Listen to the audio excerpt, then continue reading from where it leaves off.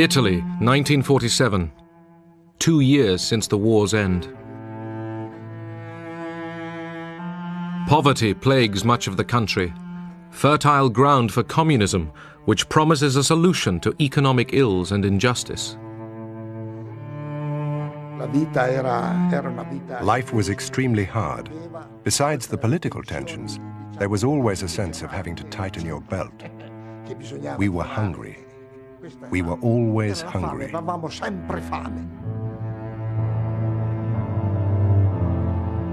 As membership of the Communist Party reaches 2 million, America fears that Italy and Western Europe could fall to communism. The seeds of totalitarian regimes are nurtured by misery and war. They spread and grow in the evil soil of poverty and strife. They reach their full growth when the hope of a people for a better life has died.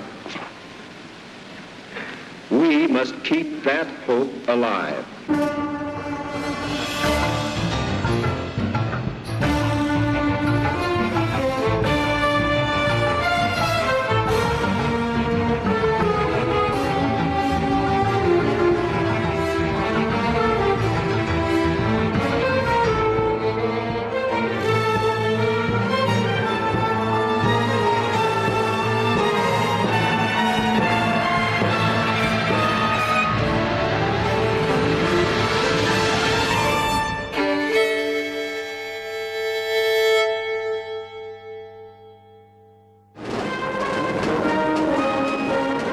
May Day in Moscow, 1947. The Red Army was the largest fighting force in the world. Stalin had established control over most of Eastern Europe.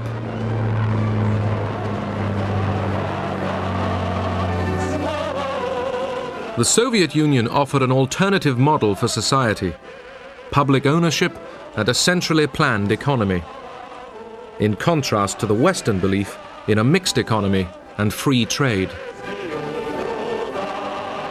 There was great alarm at the deteriorating political and economic situation and fear that the domestic communists in Western Europe would become so active and so disruptive that it would lead to economic collapse, which was probably going to happen anyway unless something was done. And this would give an opportunity to the Soviets to extend their influence in Western Europe. In February 1947, a financial crisis forced the British government to tell Washington they were ending aid to Greece and Turkey.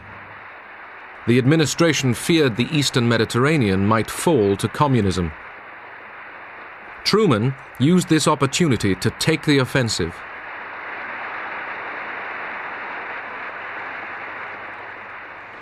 The free peoples of the world look to us for support in maintaining their freedoms.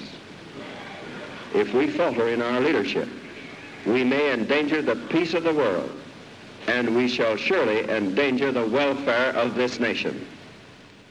I was there in the balcony listening, and I was struck by the absolute concentrated attention of the Congress. On this occasion, everyone in the hall realized that this was a major historical event. I therefore ask the Congress to provide authority for assistance to Greece and Turkey in the amount of $400 million for the period ending June 30th, 1948. Truman pitched the struggle for the first time as between freedom and tyranny, the West and the communists. Truman had to persuade the often isolationist Congress to act. The anti-communism of the Truman Doctrine did just that. The Truman speech reflected very clearly Truman's own character. He liked to see issues very clearly and to come up with clean-cut answers. After 5.5 years of a war to defeat fascism, Europe was bankrupt. Industry lay in ruins. Homes were in rubble. People struggled to survive.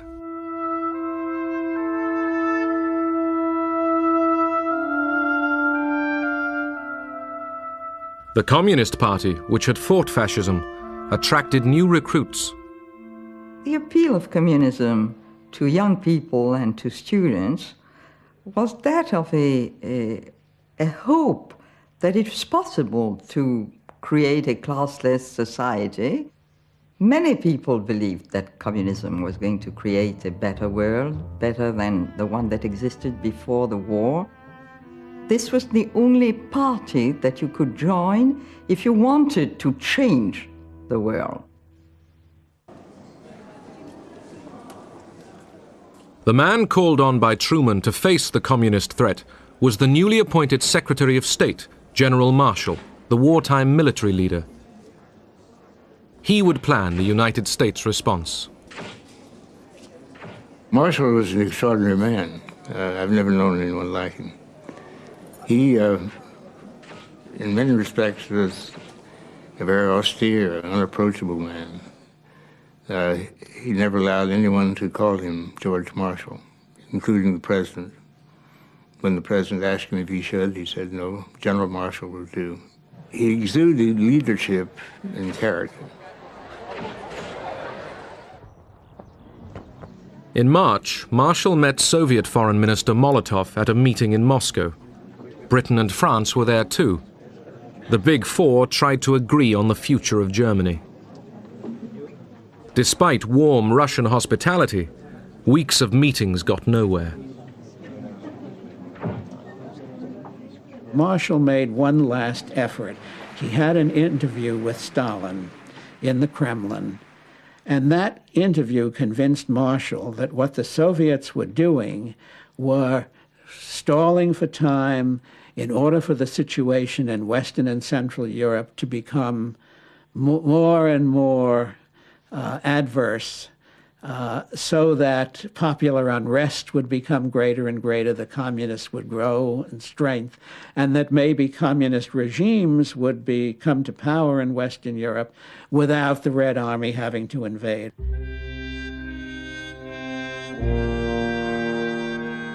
At the heart of Europe's problems lay the question of a defeated Germany. Stalin wanted to keep Germany on its knees, concerned that otherwise it would rise up one day and threaten the Soviet Union again. The Americans believed that Germany must get back on its feet before there could be a full European recovery. Marshall was now convinced of the need to act quickly. On his return from Moscow, he instructed the State Department to begin preparing ideas for a European rescue plan.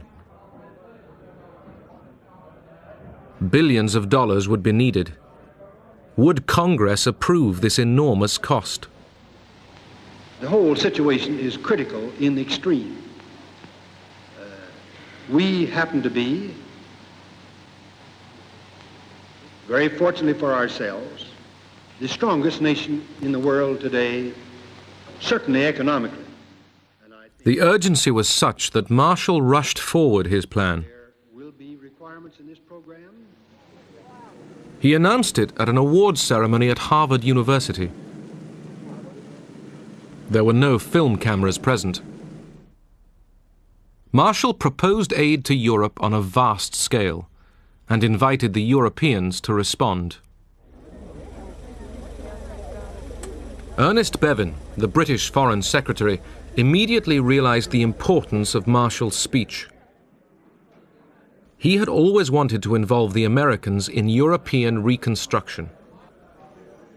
When Marshall made his big speech in Harvard, Bevin seized upon it and, bringing the French in at the same time, welcomed it, and out of that they built up what became the European Recovery Program and the whole recovery of Western Europe. The Soviet economy also desperately needed investment to make up for the ravages of 4 years of war on Russian soil. In theory, the Marshall Plan was open to both East and West, but would Stalin participate?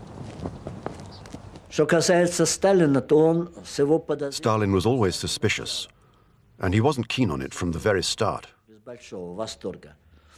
He said, "Just you watch it. The situation is quite different from the wartime Lend-Lease American assistance to us. With the Truman Doctrine in place as well, they don't really want to help us. They just want to tear the people's democracies away from our sphere of influence, to win them over, to infiltrate them, to pull them away from the Soviet Union."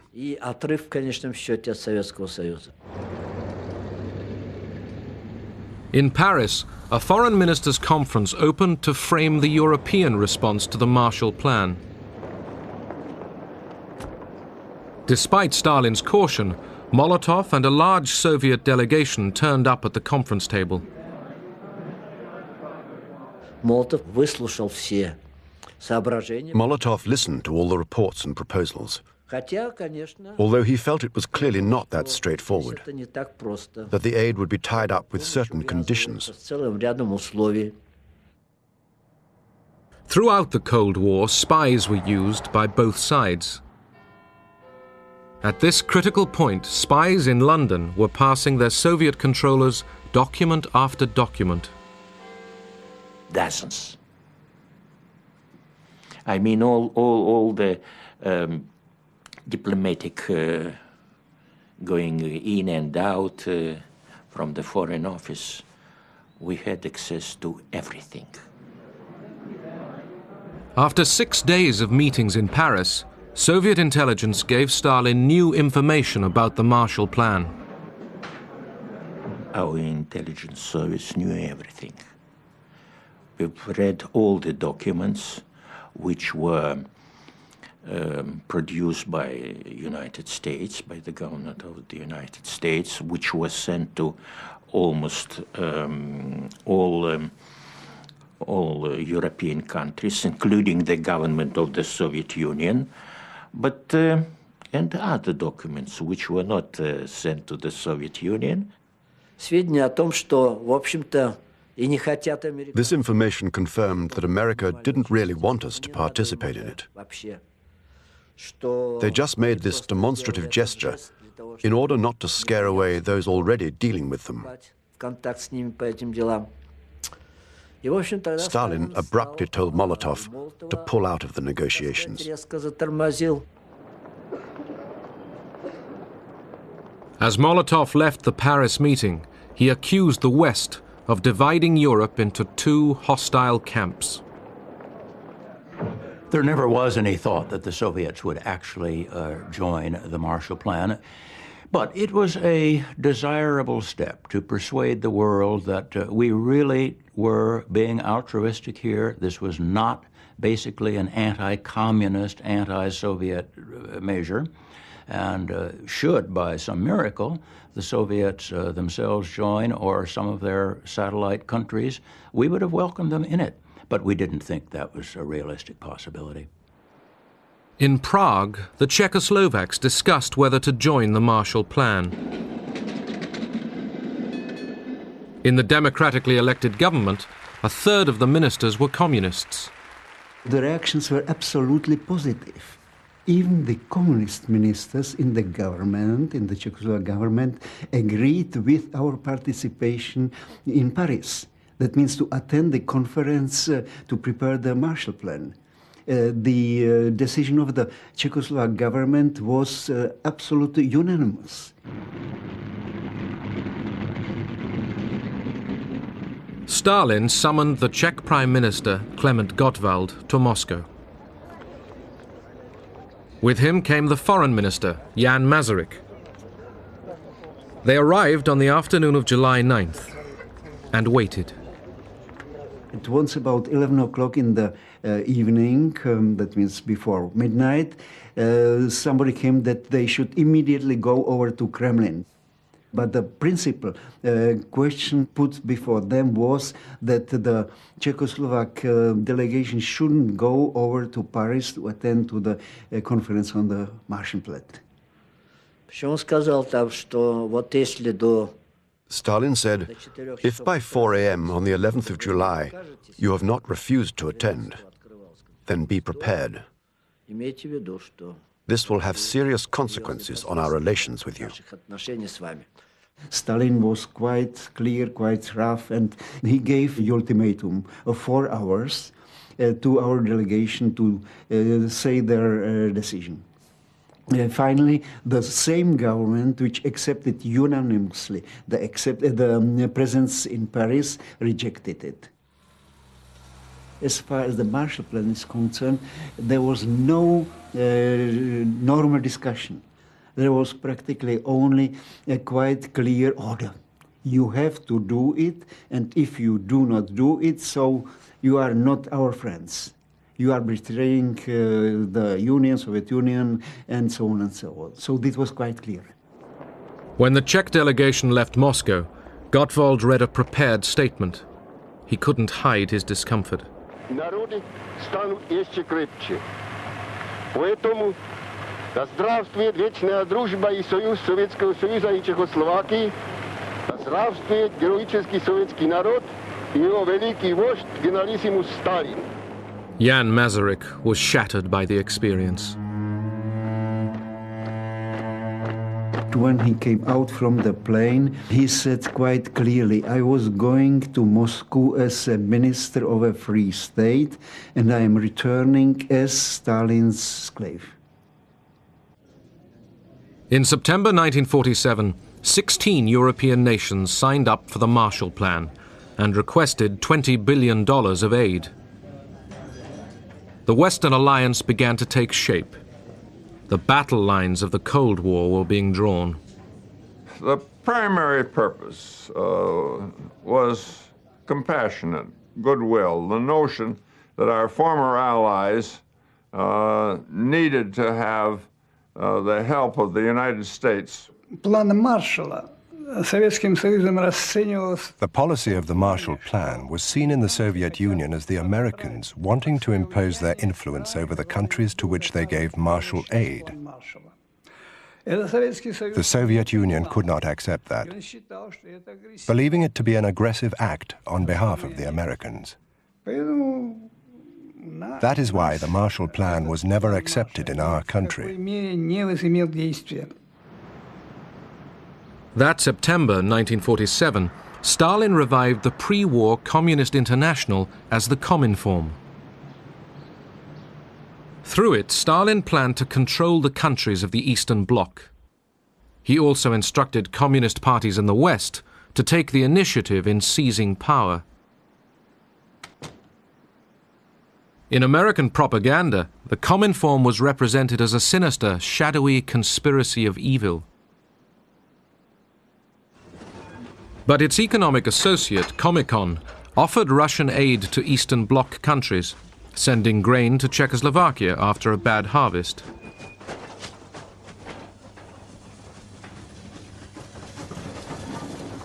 Both Cominform and Comecon were a direct response to the Marshall Plan. On the one hand, the Cominform would follow the political, ideological line the Soviet Union wanted to adopt in the socialist countries. On the other hand, the aim of Comecon was to provide economic assistance in order to prevent these countries from being torn from our sphere of influence. February 1948, the Communists reach for power in Czechoslovakia. Workers' militias go on the march. Non-communists are arrested. Action committees take over the police and the labor unions. President Beneš capitulates. The red flag flies in the center of Prague. In just 5 days, the communists took over Czechoslovakia's government. Stalin's rule was imposed on the Czechs.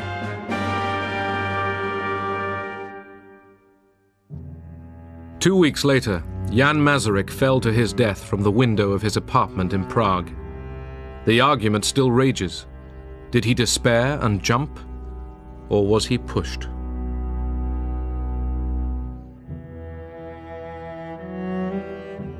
Masaryk was the son of Thomas Masaryk, the founder of the Czech state. His funeral symbolized the end of a free Czechoslovakia.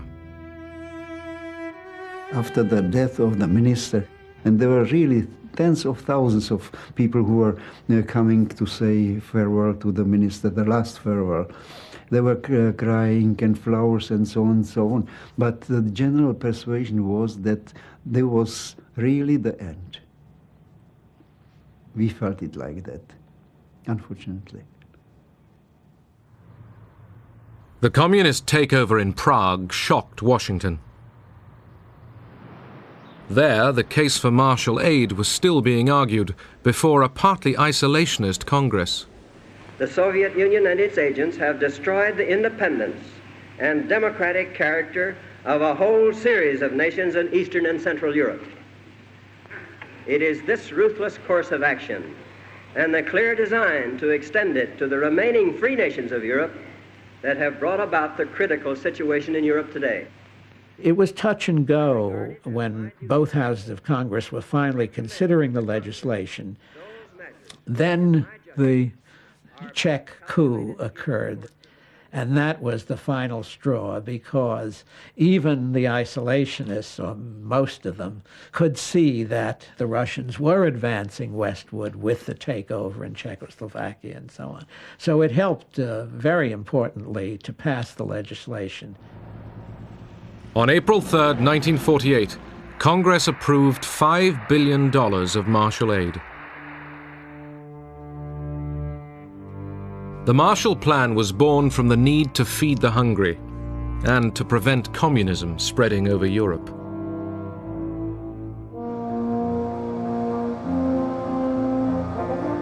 "20% of the aid were loans, 80% grants. The first shipments were foods and fertilizers. Next, machines to improve agricultural efficiency. In the 4 years of the plan, the Marshall Agency spent $13.5 billion in 16 countries. Fewer people spent more money in that agency than ever before or since in the United States government. It was an extraordinary performance. Europe's purchase of American goods and machinery redirected many Marshall Aid dollars back into American industry, fueling a post-war boom. Most people I knew felt that the generosity of Americans was a self-serving one, in the sense that they thought of Europe as an outlet for their goods, as a market to export stuff. And we thought that we could see that in the types of things that they wanted us to buy with the money that they lent us. One of the countries most in need of help was Greece, devastated by the Nazi occupation and years of civil war. In the north, government troops still hunted out communist guerrillas. Greece, of course, emerged from the war in a terrible state. Probably 2,000 of the nation's villages had been razed and burnt to the ground by the reprisal raids of the Nazis.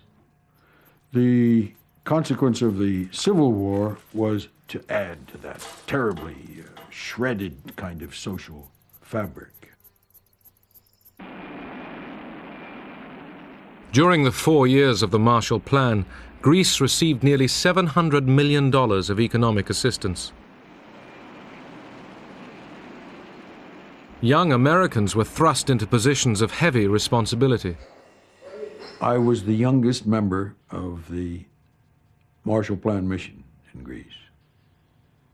I arrived there at the age of 23, and to my astonishment, a year later, at age 24, there I was in charge of the Greek import program.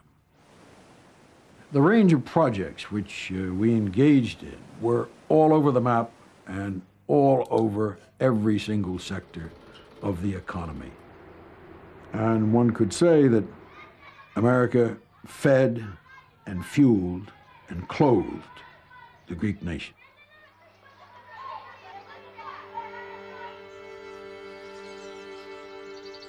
In the hill villages of northern Greece emerging from civil war, the Marshall planners came up with a scheme to meet a local need.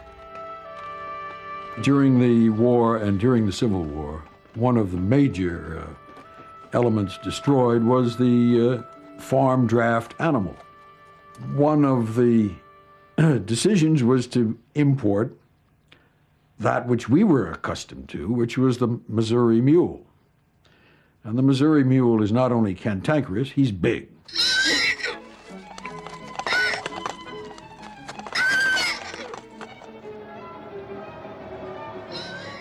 American mules arrived in Greece after a long sea voyage.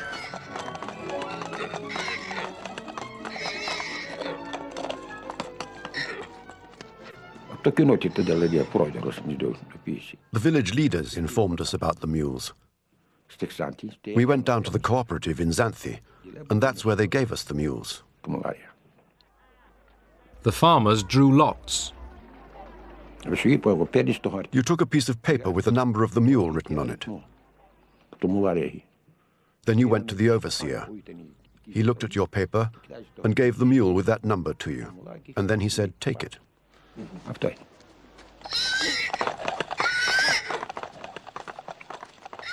The only problem was that the American mules were very much larger than the animals local farmers were used to.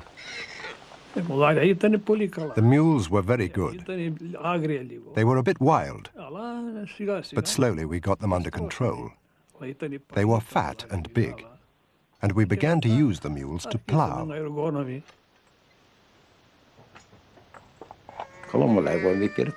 They were very good. They gave me a superb mule, and we started to plow.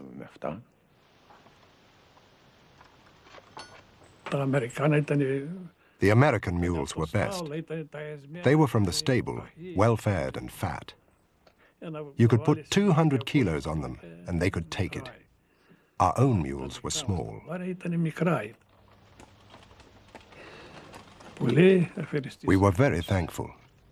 How could we not be thankful, since we had nothing? Long live America. Industrial Europe faced other problems. France, 1947.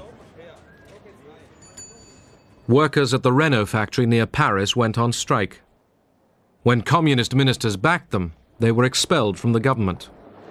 Several months of disruption followed.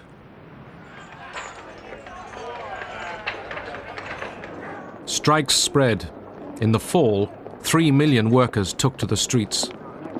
We had a lot of sympathy for the strikers because we felt that they were poorly paid, and we felt that the government wouldn't do anything for them unless they put pressure on the government.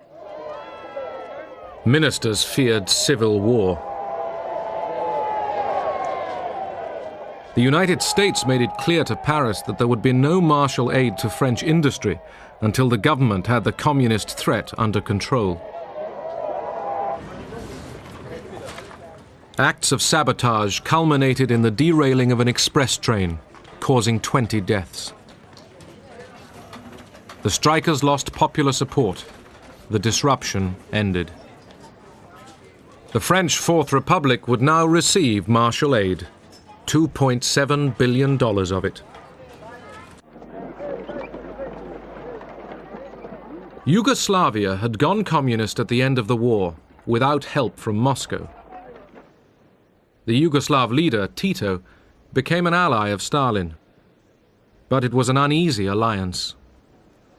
Tito, in Stalin's view, was acquiring more and more an independent position in various ways, including international affairs. Tito didn't consult or seek advice from Stalin in advance. He was moving further and further away from the socialist direction. The split came in 1948 when Stalin expelled Tito from the Cominform. Following the rift, Tito turned to the West. After a series of disastrous harvests, Tito requested American economic assistance. In 1950, he signed an agreement with the United States government. Yugoslavia emerged from behind the Iron Curtain. American agents distributed more than $150 million worth of aid. This was not totally an altruistic effort. The United States had enormous self-interest in the success of the Marshall Plan. Otherwise, it wouldn't have been undertaken. America had a vital stake in the recovery of Western Europe. If the United States had allowed Europe to collapse, it would have cost us much more than what we spent on the Marshall Plan. We were doing well by doing good. But as well as doing good, Washington was preparing other tactics. In Italy, by 1948, the Communist Party, led by Togliatti, dominated the left-wing Popular Front. The Christian Democrats, led by De Gasperi, ran the government. In April, the first general election since the war raised expectations of a communist victory through the ballot box.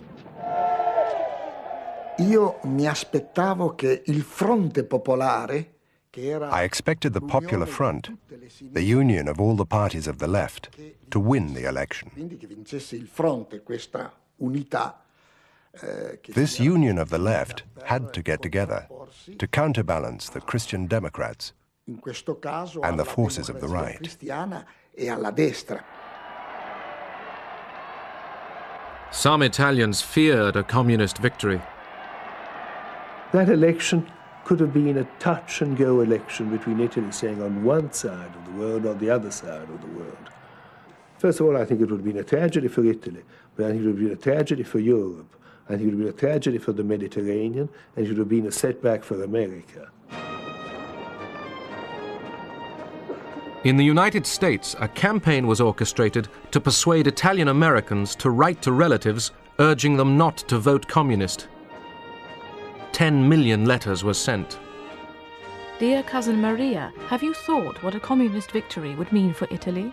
It would be terrible. Italy would be ruled direct from the Kremlin. Look what happened in Czechoslovakia. You must realize how serious the situation is. You should see what the papers are saying. Please, here. Listen to us. I urge you not to vote communist in the elections. Your cousin, Luigi.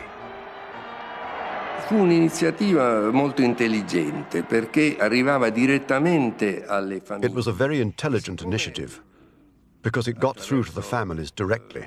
Mezzo secolo di emigrazione. After half a century of emigration, there were hundreds of thousands of Italian families in America. So, to receive a letter of encouragement from them, a letter stating that they shouldn't vote for the Communist Party, well, that was very influential. Letter writing was not enough. The newly created CIA decided to take the offensive.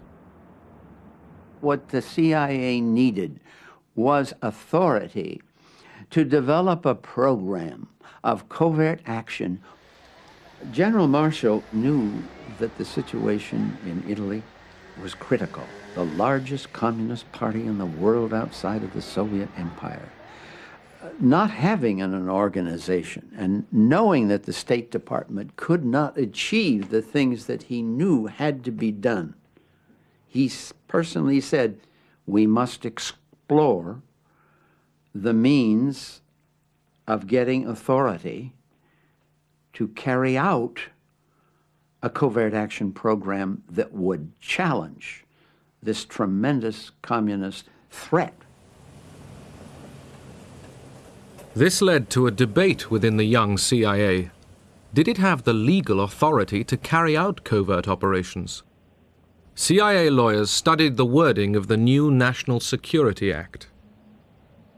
If the president of the National Security Council, the head of the National Security Council, is the President of the United States. And if he specifically directs the CIA under Hillenkotter to carry out operations to help Democratic parties, and if the Congress that was put in, if the Congress gives the money to support such a thing, then the authority is there.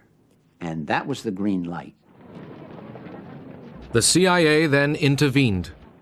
It began covert operations in support of anti-communists and of the Christian Democrat Party. I was in that branch of the CIA at the time that had to rush into the breach without training in covert action. And we had bags of money that we delivered to selected politicians to defray their political expenses, their campaign expenses, for posters, for pamphlets. Io direttamente non sono a conoscenza di questo. Personally, I'm not aware of that. It was spoken of, but I don't know anything about it, because I was never directly involved in party affairs. The Church, too, mounted a powerful campaign against the communists. Pope Pius XII was very concerned about the Communist Party. Not so much about their politics. He was concerned about their doctrine. And as Pope, Pius XII had to be concerned about what was happening in Italy at the time. A network of election committees was created. They worked in close parallel to the organization of the Catholic Church. I can say that all the parties envied our electoral structure, and especially the creation of election posters.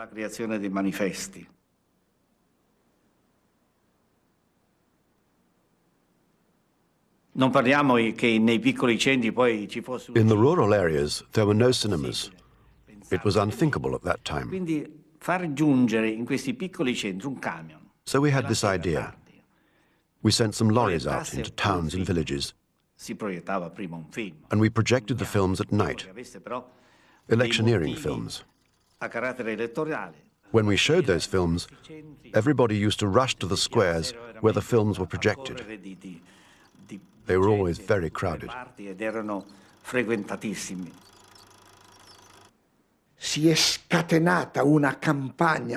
They unleashed this tremendous campaign against the left, against the communists, against the socialists, and they told the most terrible lies about them.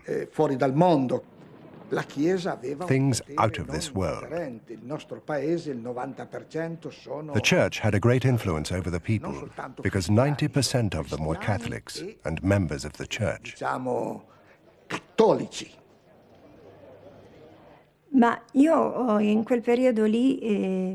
that particular time, I was a practicing Catholic. I was extremely rigorous about attending Mass. I never missed it. One Sunday I went to Mass, and the priest was preaching from the pulpit. And he said one sentence which struck me very deeply at the time. I still remember it. He said that the war against the communists was a holy war.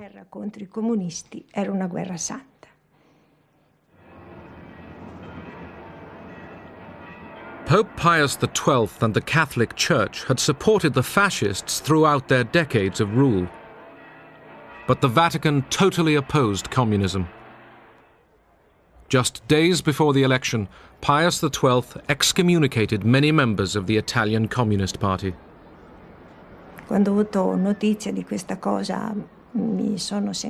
When I heard about it, I was terribly upset. To begin with, there was the fact that at the time I was engaged to my fiancé. We were getting married the next year, and this meant we couldn't get married in church.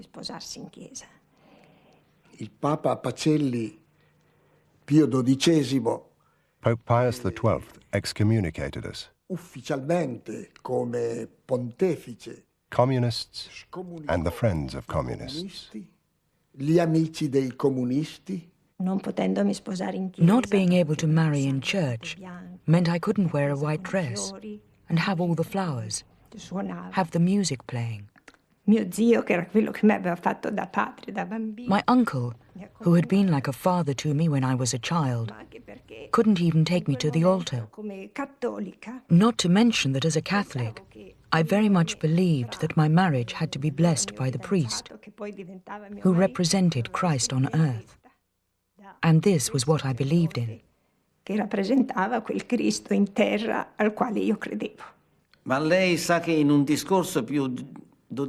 know that Pius XII, in one of his speeches, said you are either for Christ or against Christ. And the Communist Party was against Christ. They were clearly atheists. So, it was a duty of the Pope and of the Church to protect their people. So there was no other protection on the part of the Church but to organize all the Christian movements to oppose the Communist Party. On April 18, 1948, Italy went to the polls. The Christian Democrats won a landslide victory. Italy would remain a member of the Western Alliance. The communist share of the vote was almost halved. Ho pianto moltissimo. I cried so much. We'd worked so hard to win this battle. It had been such an effort. I remember crying and crying and crying. La vittoria fu superiore a quello che... The victory was even greater than we had expected. It was the only time when we, on our own as Christian Democrats, had an absolute majority in Parliament.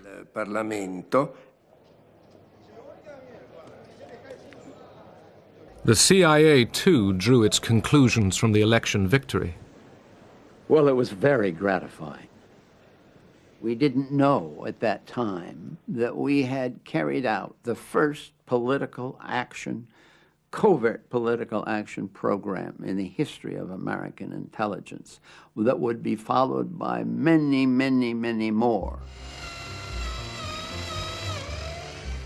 Now that Italy had elected to stay in the Western Bloc, the United States released a flood of Marshall aid. In Turin, the Fiat Motor Company received giant new assembly line machines from Detroit and Pittsburgh. Fiat was re-equipped with some of the most sophisticated machinery in Europe.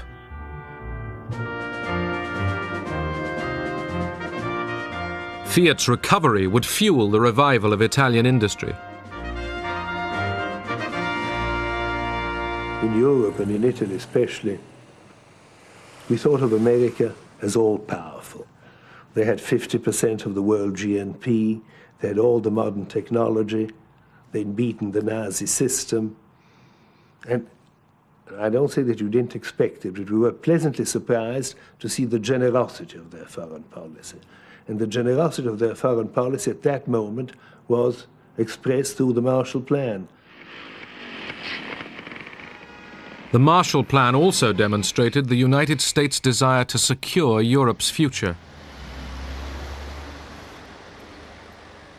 The message was, modernize your economies, and you too can be like us. The Americans were trying to impose American ideas, American organization into Europe. There was a feeling that if the European economies were to be rebuilt, if Europe was to be competitive in the world economy again, it would have to imitate American production methods, American management methods, and so on. And many European businessmen were eager to do this. In those years, I mean, the immediate post-war years, the whole of Europe was in a recession. So first of all, it helped us step out of a recession. It gave us a certain amount of speed to the economy. But that was the first step. The second real step that was it approached this European community on the whole. It brought us towards NATO, and it brought the European countries closer to each other and to the United States. The Marshall Plan set out to build a European consumer society. The United States wanted a free enterprise Western bloc, peaceful, united, and tied to American trade and capital. The Soviet Union was forced to build its own rival bloc. The people of the socialist countries would eye the West for 40 years and wonder.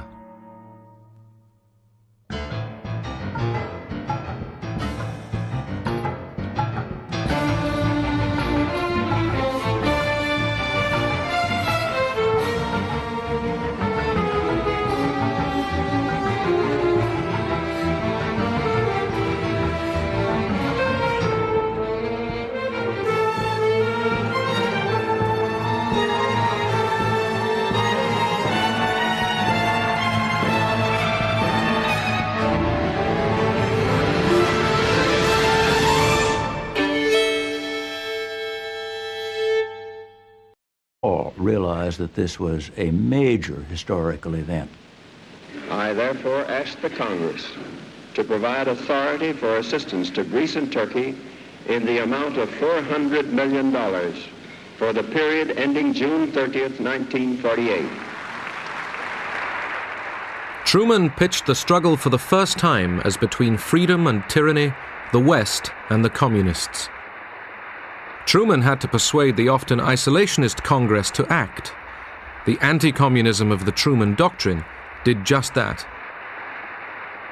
The Truman speech reflected very clearly Truman's own character.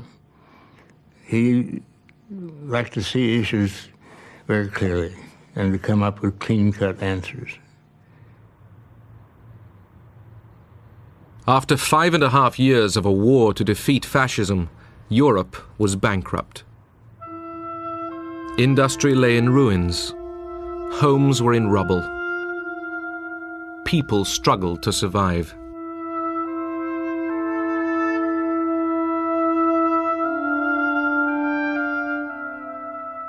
The Communist Party, which had fought... The domestic communists in Western Europe would become so active and so disruptive that it would lead to economic collapse, which was probably going to happen anyway unless something was done. And this would give an opportunity to the Soviets to extend their influence in Western Europe. In February 1947, a financial crisis forced the British government to tell Washington they were ending aid to Greece and Turkey. The administration feared the Eastern Mediterranean might fall to communism. Truman used this opportunity to take the offensive.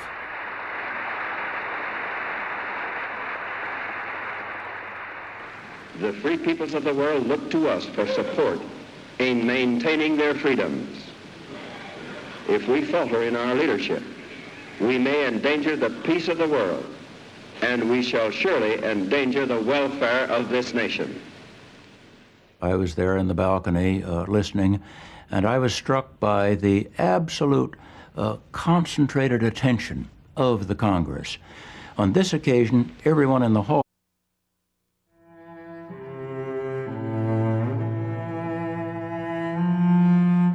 Italy, 1947. 2 years since the war's end. Poverty plagues much of the country, fertile ground for communism, which promises a solution to economic ills and injustice. Life was extremely hard. Besides the political tensions, there was always a sense of having to tighten your belt. We were hungry. We were always hungry.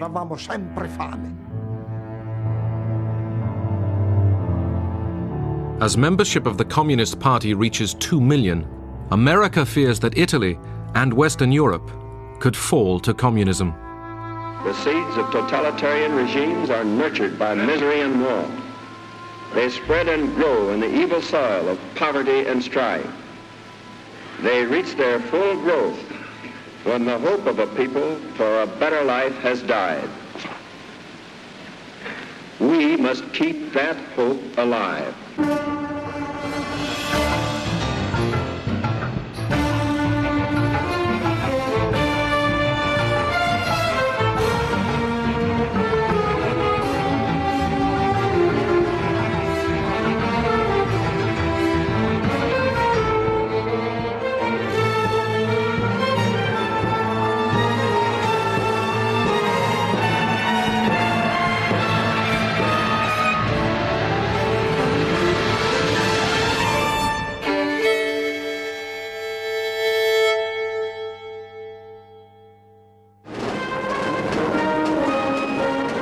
May Day in Moscow, 1947.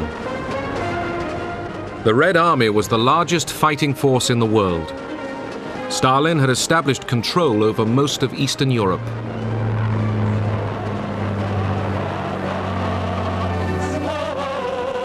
The Soviet Union offered an alternative model for society: public ownership and a centrally planned economy, in contrast to the Western belief in a mixed economy and free trade.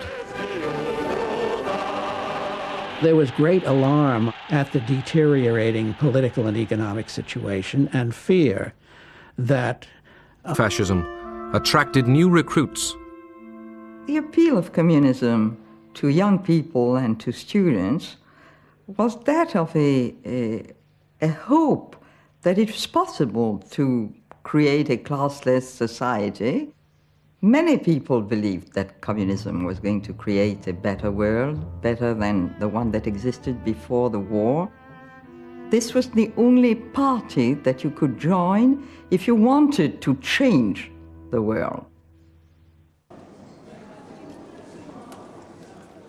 The man called on by Truman to face the communist threat was the newly appointed Secretary of State, General Marshall, the wartime military leader. He would plan the United States response. Marshall was an extraordinary man. I've never known anyone like him. He, in many respects, was a very austere, unapproachable man. He never allowed anyone to call him George Marshall, including the president. When the president asked him if he should, he said no, General Marshall will do. He exuded leadership and character.